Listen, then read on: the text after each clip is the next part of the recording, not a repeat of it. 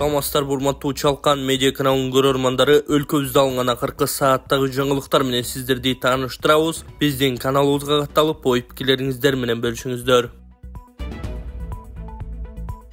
Бали Валентина Шевченко UFC уюмунун чемпиондук курун кайтарып алды.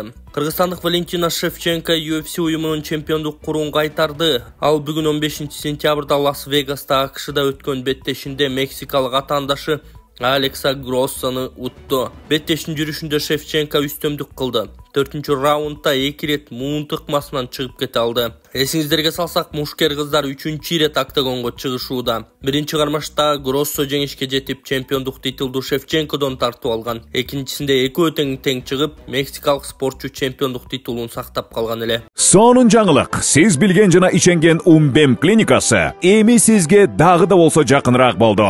Анткени бизде жаңы филиал ачылды. Андыктан келип, өзүңүздүн жана жакындарыңыздын ден соолугуна кам көрүшүңүздү сунуштайбыз. Биздин жогорку даражадагы дарыгерлер төмөндөгү адистиктер боюнча кабыл алат: стоматология, гинекология, терапия, лор, хирургия, педиатрия, урология, УЗИ жана башка адистиктер. Лабораториялык анализдин 5000ден ашуун түрү алынат. Жогорку даражадагы стерилизациялоо. Биздин дарек ВДНХ метросу, Кондратюка көчөсү 2. Телефон номерибиз 8925 103 22 55. Кабыл алууга алдын ала жазылып келүүңүздөрдү суранабыз. Умбем клиникасы. Сиздин ден соолугуңуз, биздин камкордук. Коррупционерлер мам кызматка бара албайт. УКМК сунуштаган мыйзамдын чоо жайы. Улуттук коопсуздук мамлекеттик кызматы коррупцияга каршы күрөшүү багытында мыйзам долбоорун иштеп чыкты. Документ коомдук талкуу үчүн порталга жайгаштырылды. Атайын кызмат көрүлгөн чараларга карабастан мамлекеттик органдарда коррупциянын деңгээли жогору бойдон калып, катаал жазалар керек болуп жатканын белгилеген. Мыйзам долбоорунун урунттуу учурлары: коррупциялык кылмыш боюнча соттолгондор мамлекеттик же муниципалдык кызматка иштей албайт. Коррупциялык кылмыш боюнча күнөөлүү адамдын мамлекеттик жана муниципалдык кызматта иштөөгө өмүр бою тыюу салуу жана айып пулдарды жокко чыгаруу. Жубайы, жакын тууганы оор же өзгөчө оор кылмыш боюнча күнөөлүү деп табылгандарды мамлекеттик кызматка алуудан баш тартуу. Күнөөсү моюнга алып материалдык зыяндын ордун толтурса эркинен ажыратуу боюнча каралган максималдуу мөөнөттүн жарымын дайындоо. Таштандыны ала кеткенди үйрөнөлүү Садыр Жапаров ишембиликке чыгып элге кайрылды. Мамлекет башчысы Садыр Жапаров президенттик администрациясынын иш башкармалыгынын жетекчилиги жана кызматкерлери менен биргеликте 14 сентябрда Чүйдөгү теплый экилүүчү дарылоо ден соолукту чыңдоо комплексинин аймагында ишембилик өткөрдү. Анын маалымат кызматы тараткан видеодон тоо боорунан бадалдардын таштардын арасынан арбын таштанды чогулганын көрүүгө болот. Өлкөбүзгө көбүрөөк туристтерди тартууга умтулсак, экономикабызды өнүктүрөбүз десек, өзүбүздөн башташыбыз керек. 1 сааттын ичинде кенедей жерден ушунча таштанды жыйнап жатканда туристтик жагымдуулук тууралуу кантип сөз кыла алабыз? Тазалык биздин айланабыздагы дүйнөгө жана өзүбүзгө болгон мамилебиздин көрсөткүчү. Эс алган ар бир киши өзүнөн кийин таштанды тергенди үйрөнүшү керек. Бүгүнкү күн менен жашабашыбыз керек. Балдарыбызга эмне калтырабыз деп ойлонушубуз кажет, деди башкалар менен кошо мүшөктөргө таштанды салып жүргөн Садыр Жапаров. Президент өлкөбүздүн ар бир булуң бурчу, мейли шаар болобу, айыл жери болобу, көрктөндүрүлүп, жашоого жана эс алууга жагымдуу болушу зарылдыгын айтты. Ар бир эс алуучу өзүнөн кийин таштандыны жыйнап кетип, коомдук жайларга жаратылышка калтырбоого милдеттүү экенин белгиледи. Мамлекет башчысы балдарды тарбиялоого өзгөчө көңүл бурууга үндөп, тарбия аркылуу тазалык маданиятын, жоопкерчилик жана айлана чөйрөгө аяр мамиле калыптанаарын айтты. Жапаров балдарды курчап турган чөйрөгө аяр мамиле кылууга үйрөтүүнүн эң жакшы жолу чоңдордун жеке үлгүсү экенин белгиледи. Ал ар бир адамдын тазалыкты жана тартипти сактоого кошкон салымын сезе билүүсү маанилүү экенин айтып, бул бир гана бийликтин милдети эмес, ар бир жарандын милдети экенине токтолду. Президенттин маалымат катчысы Россиядагы мекендештерди Кыргызстанда иштөөгө чакырды. Өлкө башчысы Садыр Жапаровдун маалымат катчысы Асхат Алагөзов Россияга миграцияга кеткен кыргызстандыктарга кайрылып, өлкөдө кайтып келүүгө чакырды. Ал мындай билдирүүсүн социалдык тармактагы баракчасына жазды. Россияда тигүү тармагында иштеп жүргөн эже карындаштарыбыз, курулуш тармагында иштеп жүргөн ага инилерибиз, сиздерди Кыргызстанга келип иштөөгө чакырам. Азыркы тапта Кыргызстанда тигүү тармагында да, курулушта да жумушчу күчтөрү жетишпей жатат. Албетте сиздерди кызыктырган эмгек акы баяналар Россияда иштеп тапканы менен бирдей эле болот. Эң башкысы ата мекениңерде өз үй бүлөңөрдүн жанында иштеген жакшы эмеспи, деди ал өз кайрылуусунда. Алагөзов кененирээк маалымат алууну каалагандар үчүн байланыш номерлерин да калтырды. 1899 Кыргызстан ичиндеги чалууларга 0559 1899 00 WhatsApp номеру.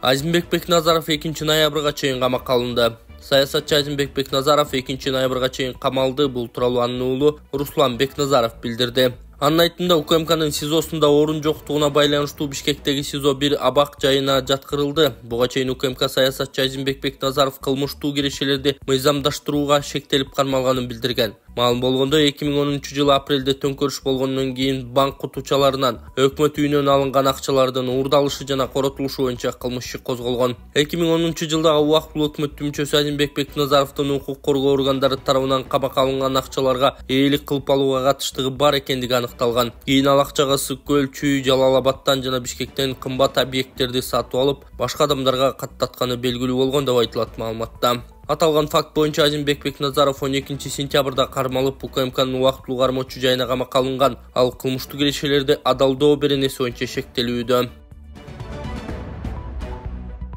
Кримтөөл Женго менен байланышы бар жаран кармалды. УКМК тарабынан кылмыш жаза кодексинин 222 беренесинин 2 бөлүгүнүн 2 пунктунда 3 бөлүгүнүн 3 пунктунда каралган кылмыш белгилери боюнча козголгон кылмыш ишинин материалдары боюнча жүргүзүлгөн ыкчам иликтөө иш-чараларынын натыйжасында 2024 жылдын 11 сентябрында Кримтөөл Женго кайманаты бар Кадыр Досонов менен тыгыз байланышта болгон 1970 жылы туулган Кыргызстандын жараны кармалып, УКМКнын убактылуу кармоочу жайына киргизилди. Ыкчам издөө иш-чараларынын жүрүшүндө аталган жаран Женго менен тыгыз байланышта болуп, Ош шаарынын жана Ош облусунун ишкерлеринен кыймылсыз мүлк объектилерин мыйзамсыз тартып алганы аныкталган. Тактап айтканда физикалык зомбулук көрсөтүү жана өмүрүнөн ажыратуу менен коркутуп, Ош облусунун Кара Суу районунун Шарк айылында жайгашкан пахта заводун, ошондой эле Ош облусунун Кара Суу районунун Кашкар Кыштак айылында жайгашкан трактордук гаражды, май чыгаруучу цехти жана теплицаны мыйзамсыз ээлеп алышкан. Кылмыштуу план боюнча аталган жаран завод фабрикаларынын өндүрүштүк муктаждыктарына жеңилдетилген кредит алуу шылтоосу менен жабырлануучунун ишенимине кирип, көрсөтүлгөн объектилерди өзүнүн намына кайра каттатып койгон. Ошол эле учурда аталган кредитти бербестен СКА жабырлануучунун өндүрүштүк объектилерди өзүнүн менчигине кайтарып берүү өтүнүчүнө жооп берип, бир гана пахта заводун кайтарып берүү менен ал калган объектилерди кайтарып берүүдөн баш тарткан.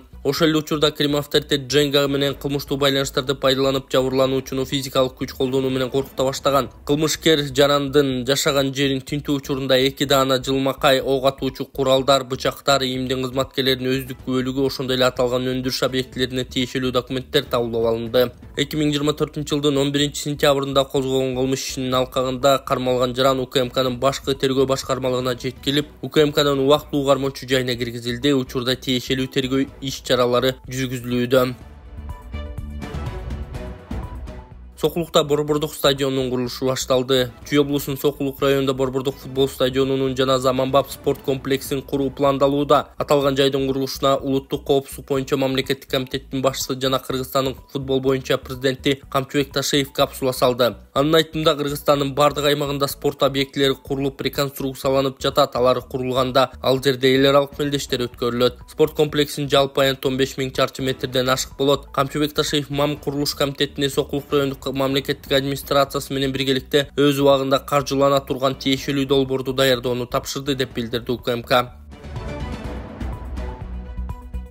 Бишкекте балдар жүрөк хирургия бөлүмүнүн курулушу башталды. Бишкектеги улуттук жүрөк хирургиясы жана органдарды трансплантациялоо илимий изилдөө институтунун базасында балдар жүрөк хирургия бөлүмүнүн жаңы имаратынын курулушуна капсула салынды. Саламаттык сактоо министрлигинен билдиришкендей, бөлүмдө жүрөк оорусуна чалдыккан балдар дарыланат жана хирургиялык операция жасалат. Салтанаттуу иш-чарага саламаттык сактоо министри Алымкадыр Бейшеналиев, улуттук жүрөк хирургия жана органдарды трансплантациялоо илимий изилдөө институтунун кызматкерлери жана башка коноктор катышты. 5 кабаттуу бөлүм 75 орунга ылайыкталат. Анын курулушу мамлекеттик жеке өнөктөштүктүн алкагында ишке ашырылат. Долбоордун жалпы суммасы 375 миллион сомду түзөт. Бөлүм 2025 жылдын март айында пайдаланууга берилет.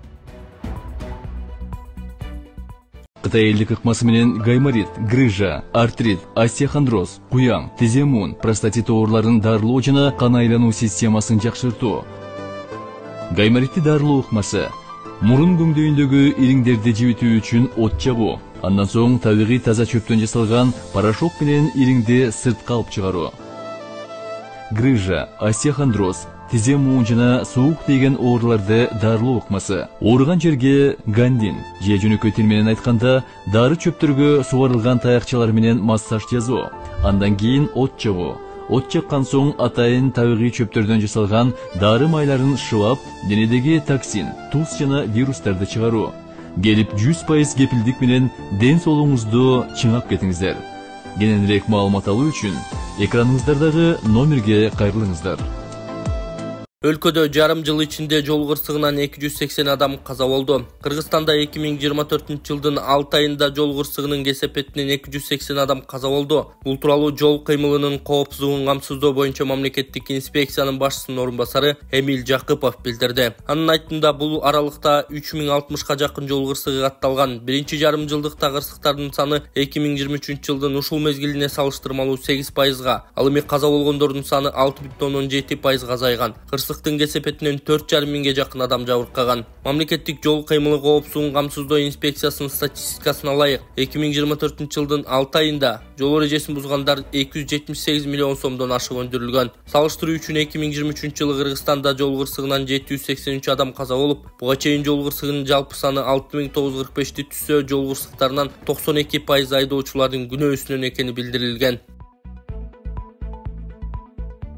Ошто коопсуз шаар долбоору толук ишке кирет. Ош шаарында коопсуз шаар долбоору ишке кирип, атайын аппараттар жол эрежесин бузуу фактыларын автоматтык түрдө сүрөткө, видеого тартып, айып пул салынат. Ош шаардык мэриясы долбоор 16-сентябрдан тарта ишке кирерин маалымдады. Кесилиштерге орнотулган камера төмөнкүлөрдү аныктайт. Ылдамдыкты ашыруу, маршруттук унаалар жүрүүчү тилкеге жеңил унаа кирген учурда, каршы тилкеге чыгууда, коопсуздук курун тагынбаганда, жөө жүргүнчүлөргө жол берилбегенде, жөө адамдар өтүүчү өтмөктөн бурулганда, жөө жүргүнчүлөр өтүүчү жерге токтогондо, жол белгилерине маани берилбеген учурда, тыюу салынган жерден жөө өтүүдө, стоп сызыгына чейин токтоткон учурда жана жол кыймылынын эрежелерин сактабаганда, тротуарга унааны токтоткондо, жол эрежесин бузгандарга карата 1 айдын ичинде айып пулдар расмий түрдө салынып, билдирмелер айдоочулардын дарегине жөнөтүлмөкчү.